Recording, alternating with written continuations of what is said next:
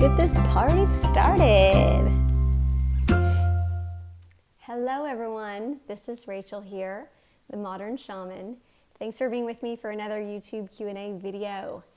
I have moved a little bit today. I was in my office just like 5 minutes ago trying to do this video, and the landscaper is there working on some rocks right outside of my window. So it was very loud. So I would be talking and it was like, so we moved and I decided to bring you guys into my bedroom and share this beautiful view. Isn't it beautiful? This is my backyard. And my view from my bedroom and water is so soothing. I love it. Such a beautiful, beautiful view to wake up to. The sun rises right over that little tree right here. I call that my bonsai tree. Anyhow, I thought I'd share that with you guys today. So if you're new to this channel, I always invite people to go to my website, which is themodernshaman.net. That is a wonderful resource, and I put everything there that really helps guide you, whether it be to have a personal session with me. I would love to sit with you. Actually, last week I had 3 different people who had been viewing my channel for years on end and never reached out, just sharing their energy with me via YouTube, and then they finally reached out. So it was a wonderful week of kind of reunions energetically last week with me. And I'd love that. If you'd like a personal session, my booking calendar is online and available, as well as descriptions of the different types of sessions that I offer and how you can meet with me. Really, there's no better time now that we are so used to working together through the internet and mobile and through travel. If you'd like to sit with me in person, I do have an office here in San Antonio, Texas, so that's available as well. Also, if you'd like to learn more and study my teaching curriculum, I have such a heart for teaching, and my masterclass teaching curriculum is available online to truly help you step into your sovereign power as a spiritual soul living in this body, to live an integrated and powerful life, to feel like you have confidence in your connections to the non-physical realm and how to harness them and bring them into your world in a way that blesses you and blesses others. So that's also available on the website. It directs you to the masterclass teaching portal and all the modules that will walk you step by step through my process. All right, let's get on with the question. So this week, a viewer sent in a question and it says, "Hi Rachel, I love this channel. Your answers are so genuine and heartfelt that I can feel your true energy." Thank you for saying that. It's a blessing to me. Thank you for continuing your mission to teach us. My question is about my friends who keep asking for help but won't make changes in their life that create long-lasting healing. I get so frustrated after a while, even in my compassion to help, that I end up giving up. What should I do? Great question. I think a lot of people can relate to this. And really the topic. And I think this is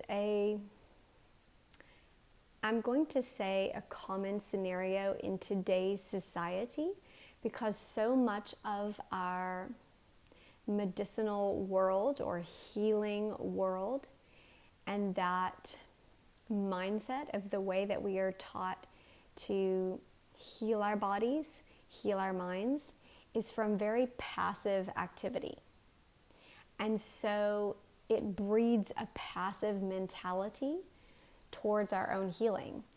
It was not always this way in the ancient world and ancient practices, but there are passive activities and mindsets towards health, and there are active mindsets and treatment towards health.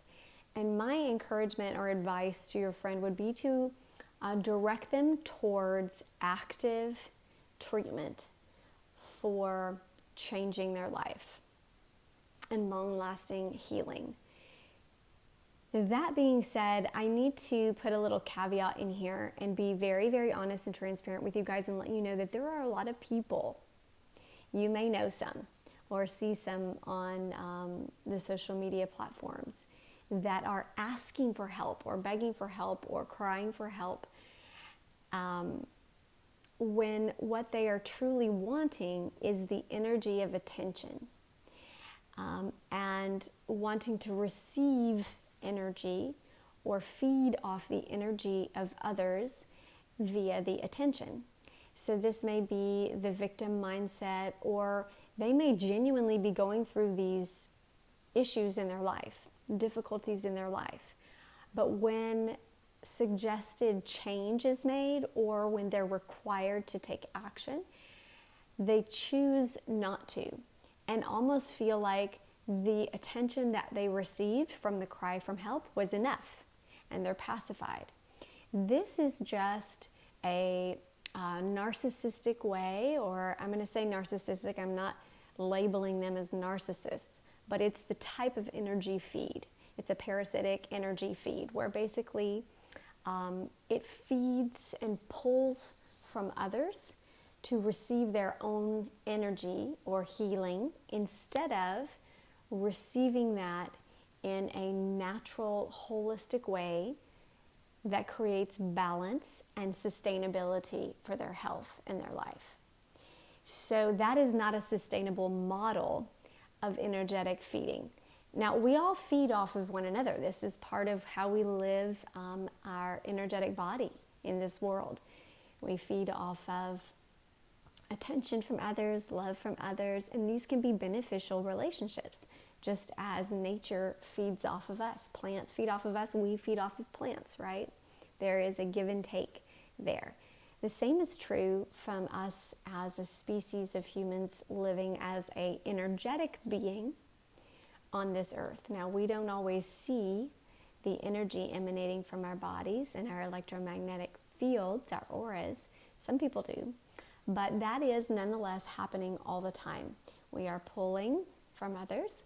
Even right now, you are pulling from me as I am teaching, and you are learning, and I am giving an outward pouring of my energy. This is an extroverted energy flow versus an introverted energy flow, right? So there's no judgment in the process. It's just an understanding and awareness that sometimes when people are asking for help, actually they are asking from the energy of your attention in their cry for help.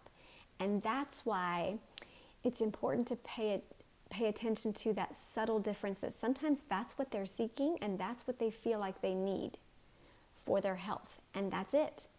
And then they receive that and it will pacify. But like I said, it's not a long-term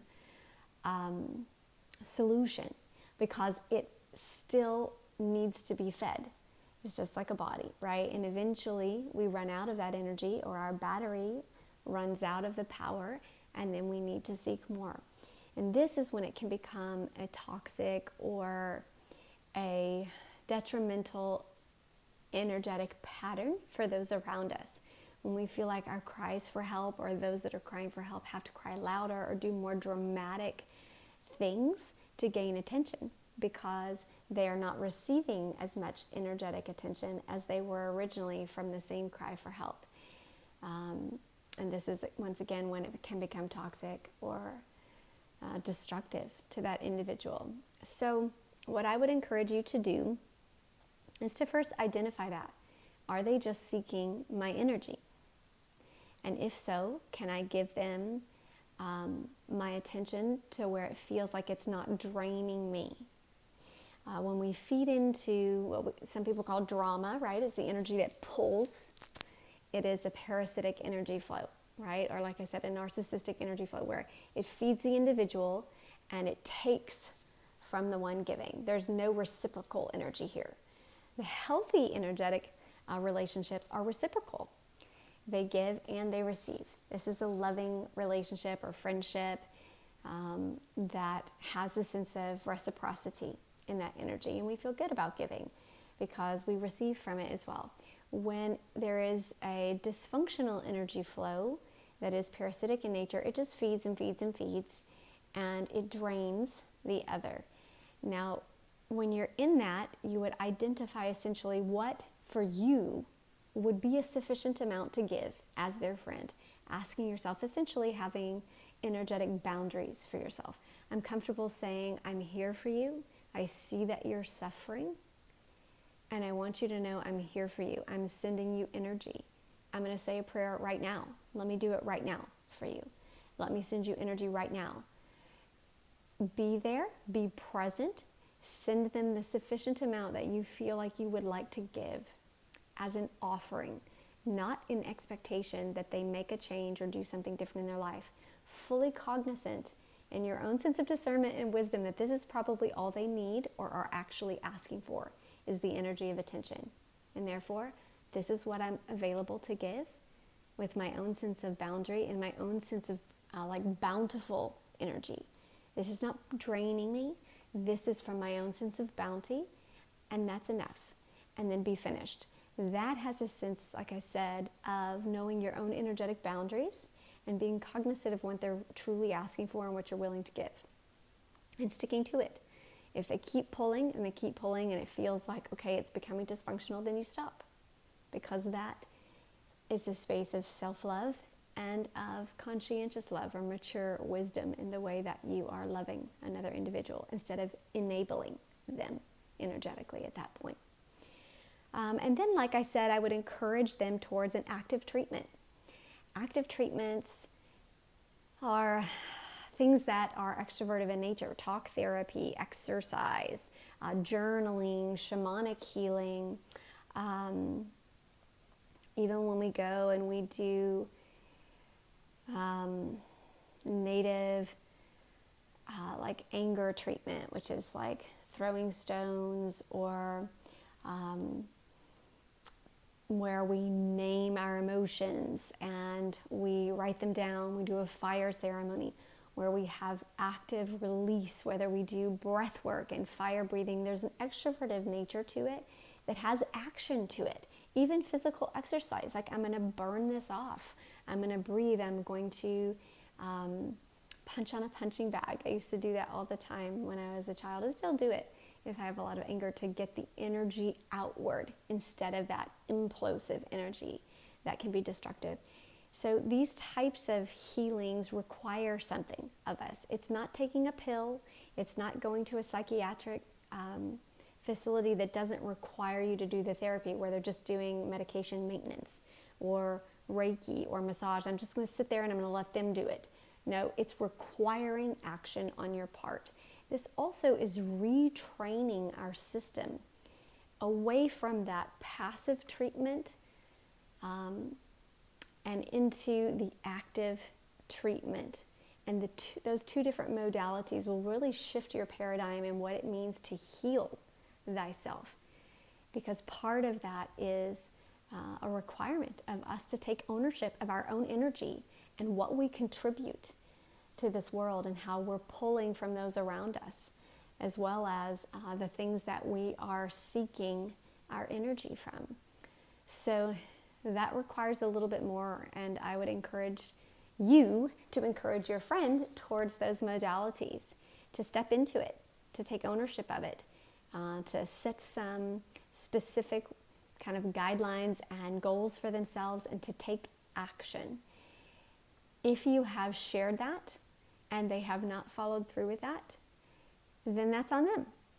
And then once again, we go back to your energetic boundaries, that their journey is their journey and it's perfect for them, and yours is for you and it's perfect for you.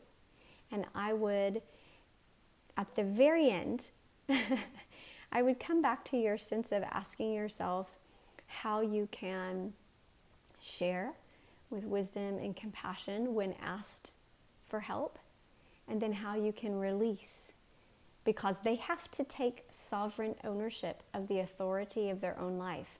If they don't, if they're just going through the motions, or even if they're just doing it for you, it will never take roots deep enough to sustain the long-term healing. It's got to be them doing it for them. So that should be an encouragement to you as a friend that they don't need to do it for you. And they shouldn't. It's going to have to, when it does come up, it will feel like they heard the advice and they chose what worked for them. And it should be that way. And then you just cheerlead them on their journey. You stand and you clap on the sidelines and say, yes, do your thing, go, heal. I'll be there and I will support your process. All right, I hope that was helpful to you. I will be back here next week with another video, you guys. Mwah! Blessings.